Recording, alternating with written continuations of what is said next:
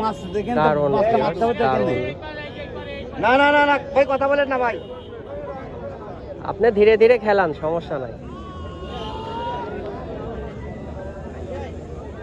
ওটা হাফ না লাগা পর্যন্ত এই সাগনিয়ালা সামনে আসেন না, মাছ তুলবে ভাই। ঠিক আছে না, দারুণ দারুণ, সাবাস, দারুণ ভিউয়ার্স, দারুণ কালার সাইজের একটা ব্ল্যাক কাপ মাছ আপনারা দেখতে পাচ্ছেন।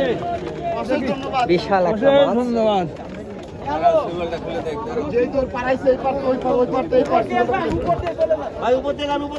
অনেকক্ষণ ধরে মাছটা খেললো, প্রায় মোটামুটি আধা ঘন্টা।